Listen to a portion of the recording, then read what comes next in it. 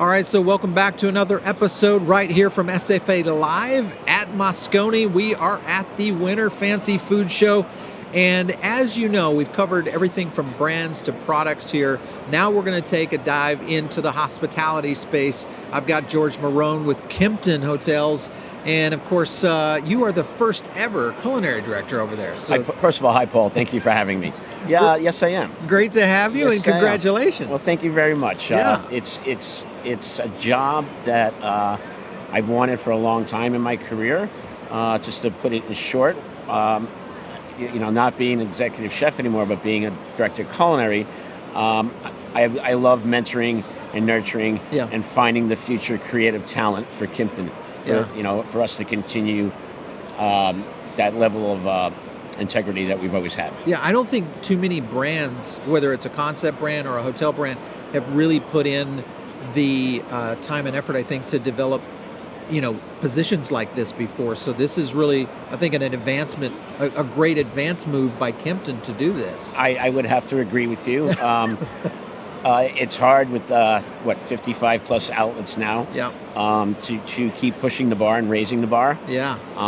And what I do is I ensure consistency because I travel to all the properties, and now I'm in charge of hiring the chefs as well, moving forward. Okay. So we have legacy properties with legacy chefs that I've gotten to know, and now I've probably hired 20 new executive chefs in the last 3 years. That's great. I want to talk to you about that because sourcing chefs is a big deal these days, being able to know talent when you see it.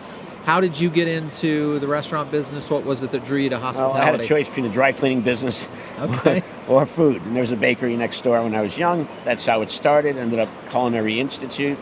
All right. After that, went to Manhattan, worked under the Charlie Palmer tree at the River Cafe. Oh, okay. All right. In '84, I moved to California. I worked for a gentleman named Brad Ogden at Kimpton Place Hotel. Nice. From Kimpton Place, I became the youngest executive chef ever at the Hotel Bel Air in Los Angeles. I was 26. Wow. Okay. From there, I came back to San Francisco and opened a little restaurant called Aqua back in the day. Okay. All right. That's a good one. Thank you. Yeah, it was had a good run. From there, after Aqua, I did a couple more things until I met a lady named Nikki Leondakis, who was the head of hotels and restaurants for Kimpton. Yep.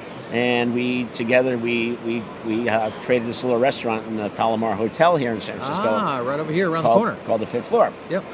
After that, I left the company for a number of years, and just recently the timing was right for me to come back and have this position. And it's been really exciting and challenging at the same time to find the right chefs, the right fit, depending on the market. Yeah. Well, Kimpton, when I've been a long time Kimpton, Karma before it was, now it's something else Karma, now. Right. So, been a big Kimpton lover. What drew me to the Kimpton Hotels was just this whole approach toward every detail mattered, from the hotel side to the food and beverage side, which is usually where in hospitality you get that's where it separates. Right. If it's going to break down, it's going to break down at the restaurant. Well, I think I could explain it pretty well. 1981, there's a man named Bill Kimpton. Yep. And not only did he have a passion for great hotels, but at the same time, he had made sure and instilled this and started this, the same passion for restaurants and bars. Yeah. And we've continued that legacy, and we've continued that forward thinking. And I think what sets Kimpton apart from other major hotel brands or companies is we allow creative growth for our chefs. So that enables us to attract really talented people. Yep. Because we give them a guideline for whatever the concept is for that property, for that restaurant. But then they take it from there. We let them drive the train. Yeah. And that's very unique. Yeah. Well, with your credibility, I think, of kind of coming from the roots of great restaurant operations and, building great restaurant brands, I'm assuming that it's easier for you, at least, to see that talent developing around restaurant concepts and being able to kind of pick that, whether it's an executive chef or a sous chef or the likes, to be able to launch into leading a, kind of a boutique hotel restaurant brand. Is that something that, Well, there's two how do ways. you go about that process of finding those The people? way I like to go about it is that using all my resources, Yeah. which is, whether it be my vice presidents, my director of operations. And what we try to do now is home grow Oh, okay. the number two. All I right. see. So because everybody complains these days that there's a shortage of help, especially in the Yep. Bay Area because of the house of cost of living and all that stuff.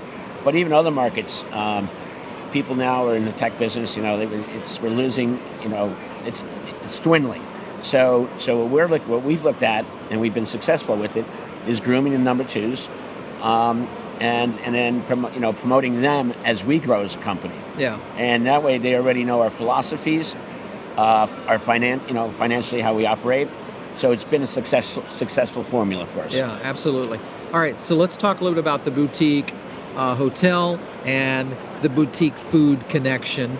And the way I like to call that is it's usually a restaurant you wouldn't find somewhere else. It's usually like a one-off concept, much like a high-volume independent in New York, where it's just so unique, it's difficult to replicate it.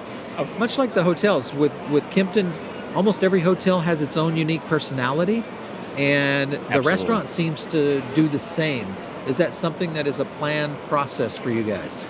Yeah, I mean, experiential dining is Sure. what we like to call it these Yep. days, right? You got to start out with the decor, you got to start out with great lighting, you got to start out with beautiful, well these days it's pottery, interesting china, music program, and obviously incredible food, incredible cocktails, Right. and that's what we focus on, and I think that's what gives our restaurants really great individuality. Yes.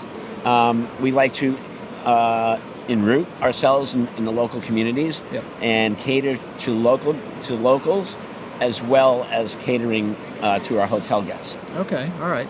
One thing I've noticed that at least, and I'm a big, obviously a big Kimpton fan, but I've seen from restaurant to restaurant, hotel to hotel, the implementation of kind of these artisanal touches toward, whether it's in the liquor selections or something I see in the creation of a dish, that you wouldn't find that particular ingredient, much like some of the products you see here at Fancy Food Show. Mm-hmm. Is that an intention? Is that something that you guys are trying to use products like that, especially food or We have our annual culinary cocktail survey, which we do throughout the I know, we company. just saw this, yeah. Yeah, so it's kind of interesting because we ask all our chefs, all our bartenders to share, to participate Yep. in this survey.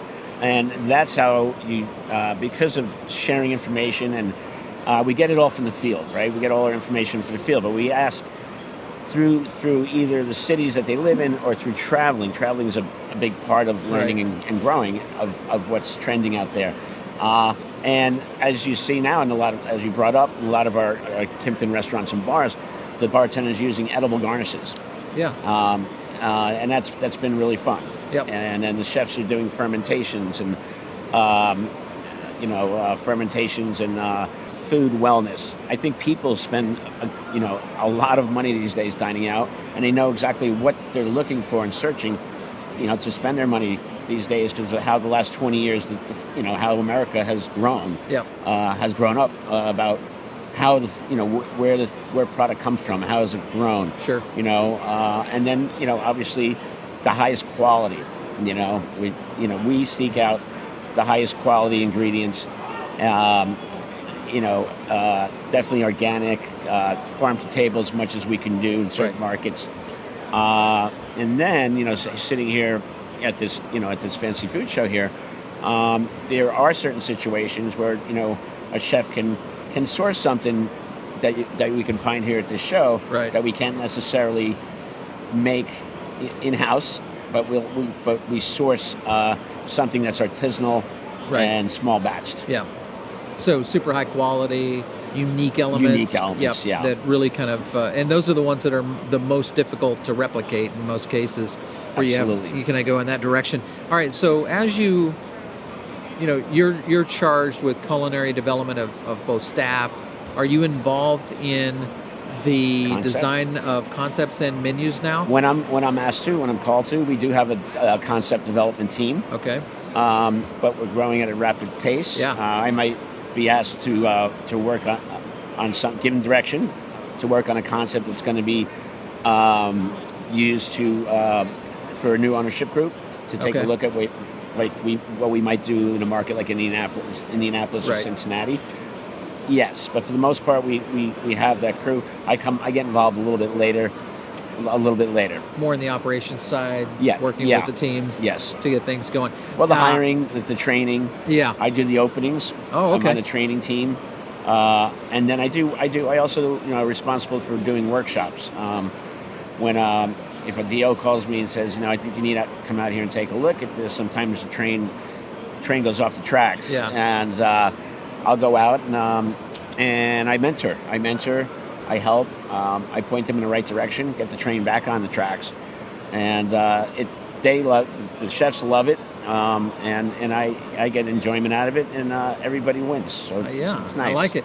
So, last question is kind of the track of where Kimpton is today and where you guys are going. Where's your development plans? Any new hotels that are being grafted in that you can talk about? I'm not allowed to talk about them, but we're expanding nationally and globally Yeah. quickly. Yeah. And so getting back to finding talent, that's another reason why we're grooming the number twos, because it's happening so rapidly. Sure. But I think the key for our continued success is to all the points that I've mentioned about we need to stay consistency. We need to keep that bar raised. Right. So, when as you're saying, when you travel and you're going to go to you're immediately going to go to a Kimpton. You brought up the Gray with the boutique Great model. hotel in Chicago. The boutique model that we have at Volume 39. So I think being creative, we have to stay on top of the creativity. Mm-hmm. Create for that, like we did in that space. We just did something in Boston called Better Sorts, Okay. and it's the same boutique model like that. Which hotel concept? Trying to think of the ones that are there in Boston. Was it a new design or did it No, go into? So it was Revive. Okay. It was revised. All right. It used to be called Highball. Okay. All right. Very cool. So we're always trying to be creative and being ahead of competitors, but always catching the public's eye and our hotel guests' eye. Yeah. So, finding the best talent, using the best ingredients, and creating energy in our restaurants. Which I would say all of the Kimptons definitely, at least any Kimpton I've ever been to, definitely have that energy, whether it's at the hotel itself or in the restaurant operation. So congrats on that. We'd like to hear that. But I believe, Paul, that's because of the at-home office, the talent that we have there, that everyone gets involved from from Great design, to culinary, to cocktail, to lighting, music. Music plays a big part these days. Yeah, very big part. And I think as we continue to see that experiential dining approach toward, at least for me, I now will plan at least one reservation in a city in the Kimpton I'm staying in. So that's great to hear. To say that from a food guy, is a big deal because there's so much out there. We have these about days. 10 different concepts that run the gamut. That we interchange and use in different markets, and then we've come up with like the Gray and Better Sorts, like we just mentioned, Volume 39 at the Gray, with some really innovative smaller menus, a little bit smaller. If it's not 3 meals a day, that gives us a little flexibility to do something really smart, really cool. I like that. Do something trending. All right, so thanks again for watching right here from the Winter Fancy Food Show. If you want to catch more content like this, make sure and stay tuned right here. We'll be covering the show for the next 2 days. Thanks for watching. We'll catch you next time.